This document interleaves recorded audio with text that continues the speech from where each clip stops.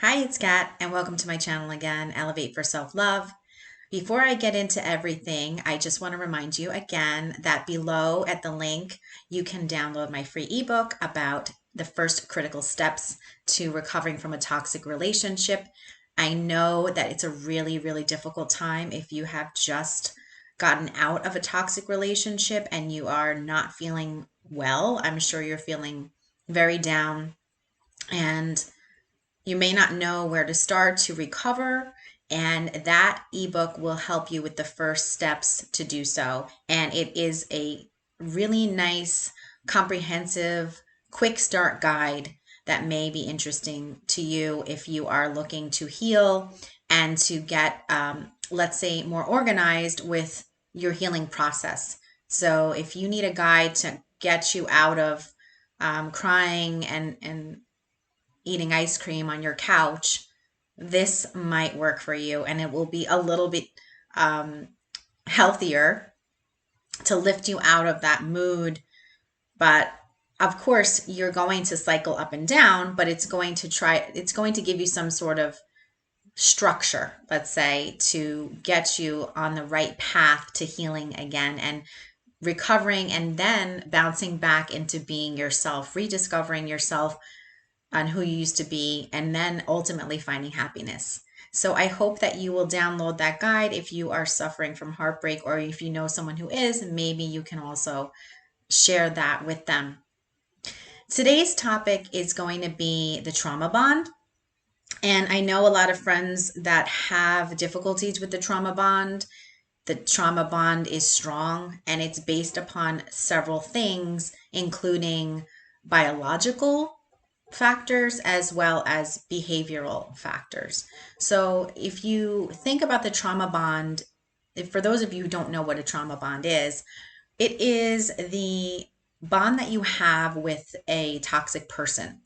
It's usually a person that you're bonded to, and that other person is a Jekyll and Hyde type of person, someone who has contradictory behavior. So that person may be good to you one day, and maybe they're good to you for a week, or they're good to you for 2 weeks even. And then all of a sudden, one day they change and they may ignore you. They may put you down. They may do manipulative things or say insulting remarks. So essentially, this is a Jekyll and Hyde type of person, a person that is not consistent. There's a lot of lack of stability. There's a lack of consistency, and their behavior is not the same. It doesn't stay the same. So these people behave in that way because of their own issues.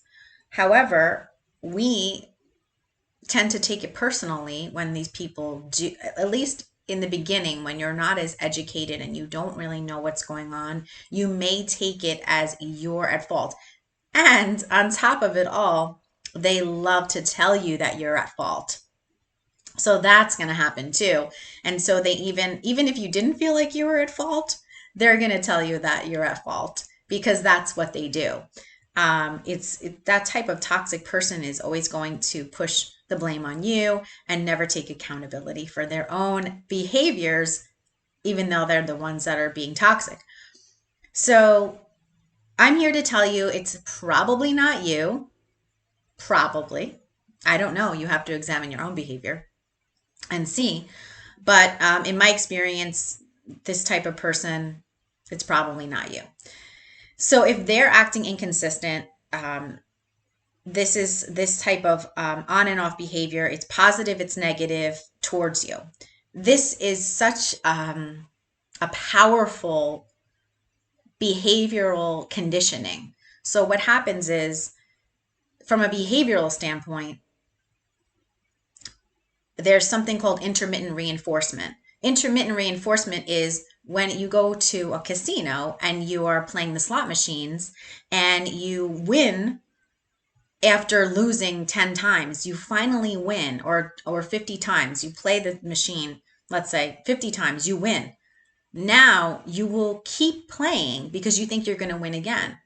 And you might have to play 100 times or 200 times more to win again, but you're going to keep playing because when you won, You were so happy, you were so excited. And that is exactly what intermittent reinforcement is. They've done, many psychological studies on intermittent reinforcement, and it's like with animals, and it's proven that animals will continue to try and continue to repeat the behavior that got them the win or the reward, like in the case of an animal, it's a reward, usually food. So there's been all these psychological studies based upon this principle, and it is considered to be one of the strongest behavioral conditioning practices, and it is extremely addictive. So this is why people become compulsive gamblers. It is like so strong, this type of conditioning. So it's like this idea of, you know, this person, let's say in a relationship, is good to you today. They compliment you, they call you, they call when they say they're going to call, they tell you they love you, and then all of a sudden tomorrow they don't show up, they forget your birthday or whatever it is. But then the next day they come back with a gift and they say, "Oh, I'm so sorry. I didn't realize what day it was, and I really love you." And now they're good for a couple more days maybe, but then again they disappoint or do something messed up and toxic to you. So essentially you're it's on and off. It's an on and off kind of thing, which also, first from the behavioral standpoint, is addictive. Like, it's proven to be biologically addictive, that you would be addicted to this person and this scenario by this behavioral pattern. Number two, psychologically, you're also going to suffer from something called cognitive dissonance. Cognitive dissonance is like you have two opposing ideas about something and you can't make them fit. So you think this person, on one hand, is great, they're good to you, they're a good person. And on the other hand, they're not good. They're a bad person because they're doing hurtful things to you. And your brain is going to try so hard to put these two things together. It's trying to figure out, why isn't this working? Like, why doesn't this make sense? This doesn't make sense. And your brain wants things to make sense. Your brain so wants things to make sense. It loves when things make sense. That's like what the brain loves. When things are in order, when things make sense, when things can be figured out. So your brain is constantly going now. And it's like not making sense, not making sense. And that's cognitive dissonance, because these two things are opposing. So you're constantly in like a subconscious way, like trying to figure out this puzzle. Like, why doesn't this make sense? It's two opposing ideas, two different behavioral patterns with this person. They're like a good person and like a hurtful person. And why? What's real? You begin to question, what's real? What is reality? I don't even know anymore. Because if this person before said, "I love you," and now this person is not answering my calls, but then the person comes back and says, "Yeah, I'd love to see you," but then they don't see you, or, they abuse you, or they take advantage of you financially, you start to say, like, what's real? Like, did this person ever really love me? Does this person even know what love is? And I think, personally, my personal opinion about these kind of people that have these issues is they don't know what healthy love is. They have a concept of love, but they don't know what healthy love is, because they're not healthy mentally and emotionally. So they can't love you in a healthy way. All they know is what they know. They think that they're fine. Unfortunately, that's not the case, but they think they're fine, and they just want to, operate the way they want to operate. If you don't like it, usually it's like they don't care. They want to keep things under their own control. Control is a big issue with this type of personality. They like to be in control. And if they're not, and they will say whatever they need to say to placate you or keep you under their control. So again, biological, you have the chemicals going in your brain like you have dopamine, cortisol, and then you have the behavioral conditioning. And then also psychologically, you have the cognitive dissonance that's happening. I want to say more about this, like the chemicals. So in your brain, you have dopamine and you have cortisol in your body. So every time that you interact with this person in a positive way, you're going to get a dopamine hit. Every time that you are like they are like I love you, or they reach out and you're happy and you feel like, oh God, like this is great and I feel really loved and I feel like we have something, you're going to feel dopamine. It's like getting a hit of a feel good chemical in your brain. That's why people get so addicted to their phones, because there's a dopamine, literally dopamine hit starts to occur whenever they get likes and things on their social media. It's all a chemical hit, like a drug, and that becomes addictive in itself as well. However, conversely, when they don't answer our calls or they change their behavior, and we're like, what's going on? Like, why is this person acting differently? And they don't seem to care anymore. That brings cortisol into our bodies. And that's a stress hormone that then goes through our whole body. A lot of people tend to gain weight from this. I notice, like, when I think back to some people that I dated, that their exes had gained a lot of weight. And I was like, oh my gosh, like they gained weight because they were so stressed out, because that was like a lot of cortisol, probably. They were maybe emotionally overeating. But like, it was interesting to me how a few people that I had dated had told me how their exes had gained so much weight, because they probably were going through this, like, the highs and lows, and the lows caused that cortisol in their body to be increased, and they wound up consequently gaining so much weight. So that can happen from so much stress, especially dealing with a toxic person and being in a toxic relationship. I myself, I think I gained weight in my last relationship. Not that much, but I gained some weight in that relationship. Not as much as, like, um, he had told me his ex had gained, like, a lot of weight. And someone else too that I dated, same thing. His ex had gained a lot of weight, and both of these guys, to me, were definitely toxic, difficult personalities that were not self-aware, not mature, and not healthy. So the trauma bond has many different factors. Like I said, the biological, you've got the psychological, and then you've got the emotional piece, which is you have all these dreams and ideas about what you would have had with this person. So you maybe dreamed of getting married, or you dreamed of some kind of future together, or you thought, oh, we're going to take a vacation next year. Um, we have kids together, so it's going to work out because we have this great family, and you know,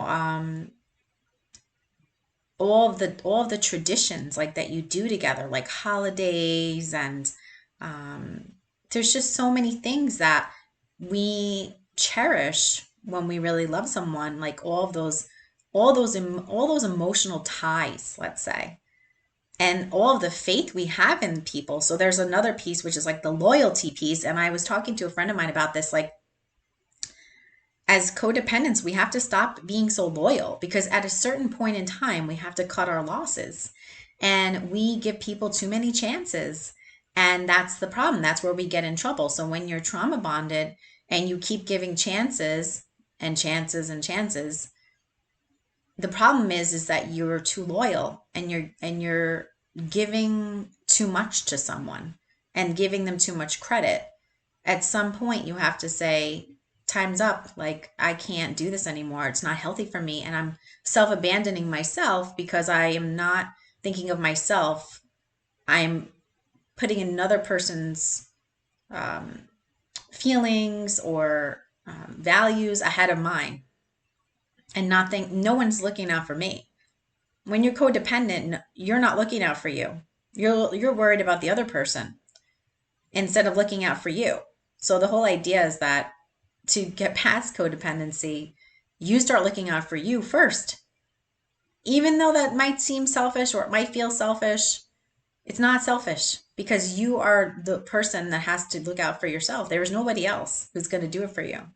And when you're involved with a toxic person, you are going to be taken advantage of. You are going to be um, abused and sort of used in various ways. So the trauma bond is really hard because people can't seem to let go until they get to this like point. And I was also talking to another friend where I said, you have to make a decision. You actually have to just make a decision. And that decision has to be, today, I will not do this anymore. Like, I accept what is, like, whatever's happened or whoever this person is. Maybe I don't even know who this person is because, like, this Jekyll and Hyde has been, like, totally mind boggling. But I accept that this person is not well. I accept they are unhealthy. I accept that they're hurting me. And I accept that that's not okay. Like, no matter how much goodness an abuser has, he's still an abuser. And that's where we kind of have this piece where we have to turn a corner to say that the abuse is the deciding factor. That it doesn't matter that they were great before, or they like still love me, or they're, I need a companion and I can't be alone. The abuse is like the disqualifier. It's like, if that exists, this person has to be out. There's no you can't just like excuse it away because it's just going to get worse. If not, like the way I see it now too is like, if someone crosses a line of disrespect, if they cross that line, there's like no going back. Like, they can't go back unless they, like, let's say, had a complete self-awareness, like change, like an epiphany of their life, and they're totally like, you know, got like grew to a different place. But most of these people won't because they think nothing's wrong with them. They think it's okay to disrespect people. They think it's okay to abuse women. So most likely that's not going to happen. But if it did, maybe then you could make something work. But essentially, 99.9% of the time, the abuse is going to continue. And it's not what you want in your life. Like, you don't need someone who's abusing you. Like, why not just be alone? Like, I'd rather be alone than be with someone who's abusing me. It's just like a no-brainer for me.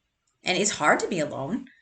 Right now, I'm single and I'm dating, and I will not commit to someone or continue dating someone who was abusive or disrespectful. Like, I'm just not doing it. And like, if it's sort of like, it's just not something I want in my life. I'd rather be alone. Like, there's just so many good things I have in my life. There's no reason for me to bring myself down. It's just not worth it. But leaving someone that you really love and someone you've built a life with, maybe someone you've married, maybe someone you've had children with, that's really hard. It's really hard. And even if you haven't married or had children with the person, it's still really hard. It's like you feel you are losing something. Like, you're losing a piece of yourself because you tied yourself up emotionally with this dream, like this concept of, you're going to be with this person. And to be able to let go of that, to be able to close that chapter and say, that's not going to happen, and I am going to choose something different, and I might have to be alone. That is really hard, especially for people who have not been alone. I was an only child. So for me, being alone isn't that bad because I was alone for most of my childhood. So I'm sort of like okay with that, and more than maybe some people are. But it's still hard, and there's still, times where like it'd be great to have a partner. Now, I could snap my fingers right now and have a partner. That's not an issue. The issue is I want to hold out for a great partner. I'm not going to just date someone who's not amazing. Like date someone who's not um ticking most of my boxes as far as being self-aware, accountable, kind, loving, considerate, all of those things, and they have to be there consistently. So, like, one of the biggest tip offs for you to know about toxic people is that they're not consistent. And you will see this Jekyll and Hyde behavior. And when you see it in the beginning, is when you need to run away. I need to take my own advice, right? Because recently, like a few months ago, from you guys listening to my channel, I did not take my own advice. And I unfortunately fell into trying to help someone who was not well. However, it was reinforced yet again. The universe gave me this lesson yet again. Don't get involved with people who are not mentally well and are narcissistic. Just run when you see the signs. And the biggest sign is inconsistency. The minute they change, like they were great, they were cool, everything was you were like friends, or you were dating, and they were good to you, and they were respectful, and they were kind, and they were caring. The minute they start to like act weird, that's your moment. That's your moment to get out of there. And if you do, you won't get as in deep. You won't be as in deep, let's say, as you would be if you were dating someone for a long time, or you got married, or you had kids. And it's a lot harder than to break the bond, to break the trauma bond.